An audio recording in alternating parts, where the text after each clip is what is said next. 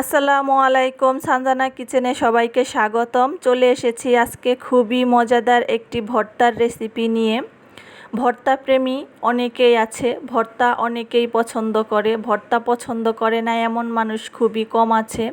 আমার কাছেও ভর্তা খুবই ভালো লাগে। ভর্তা হলে আমার আর কোনো কিছুরই প্রয়োজন হয় না। বিশেষ করে এই রকম একটা ভর্তা থাকলে তো মাছ মাংসের আর দরকারই পড়ে না। খুবই মজাদার এই রেসিপিটা তোমাদের সাথে শেয়ার করলাম। ভালো লাগলে লাইক কমেন্ট শেয়ার করে দিও, আর প্লিজ আমার চ্যানেলটা সাবস্ক্রাইব করে আমার পাশে থেকে যেও। আর যারা সাবস্ক্রাইব করে দিয়েছ তাদেরকে অসংখ্য ধন্যবাদ। তো চলো রেসিপিটি তোমাদের সাথে শেয়ার করে দেই। আমি এইখানে ফেওয়া শুটকি নিয়েছি, দেখো এইরকম ভালো করে ধুয়ে পরিষ্কার করে নিয়েছি। এটাকে আমরা ফেওয়া শুটকি বলি, এক একজনে এক এক নামে বলে। আর এই দিকে নিয়েছি পেঁয়াজ কুচি, রসুন, আর নিয়েছি শুকনা মরিচ। এখন আমি তেলের মধ্যে ভেজে নেব।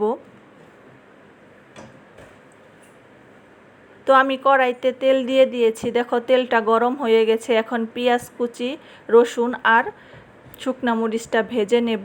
এটা একটু লাল লাল করে ভেজে নেব। একটু লাল লাল হয়ে গেলে আমি উঠিয়ে ফেলবো, তারপরে শুটকিটা ভেজে নেব। একদম অল্প সময়েই তোমরা বাসায় বানিয়ে নিতে পারো, খুবই কম সময় লাগে। বিশেষ করে গরম গরম ভাতের সাথে খেতে তো অসাধারণ লাগে। তো এইরকম লাল লাল করে আমি ভেজে নিয়েছি, দেখো এখন আমি তুলে ফেলবো। এখন শুটকিটা ভেজে নেব। তো শুটকিটাও আমার প্রায় ভাজা হয়ে গেছে, একেবারে ভাজা ভাজা করে নেব। তো এখন আমি নামিয়ে ফেলবো।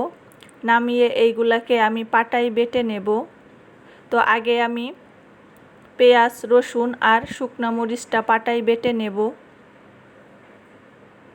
তোমরা চাইলে এটা ব্লেন্ডারেও ব্লেন্ড করে নিতে পারো, কিন্তু ভর্তা পাটায় বেটে খেলেই কিন্তু খুবই স্বাদ লাগে। ব্লেন্ডে করলে একরকম লাগে, আর পাটায় বেটে করলে অন্যরকম মজা লাগে। তো আমার বাটা হয়ে গেছে, এখন আমি শুটকিটা বেটে নেব।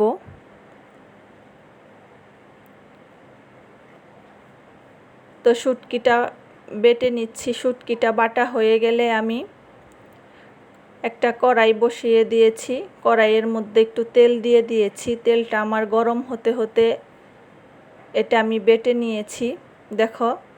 এখন আমি তেলের মধ্যে এটা দিয়ে দেব, দিয়ে একটু লাড়িয়ে এটাকে ভাজা ভাজা করে নেব। তো তেলটা আমার গরম হয়ে গেছে, এখন শুটকি বাটাটা দিয়ে দিলাম। দিয়ে এই রকম করে তেলের সাথে 1 মিনিট ভেজে নেব। একটু লাল লাল হয়ে গেলেই নামিয়ে ফেলবো। দেখো এটার কালারটা অন্যরকম হয়ে গেছে তেলের মধ্যে দিয়ে ভাজার পরে। এখন আমি নামিয়ে পরিবেশন করে তোমাদের দেখাচ্ছি এটা কতটা টেস্টি হয়েছে আর কতটা লোভনীয়। খেতেও কিন্তু ভীষণই মজা। তো বন্ধুরা ভালো থেকো, আজ এই পর্যন্ত। আল্লাহ হাফেজ।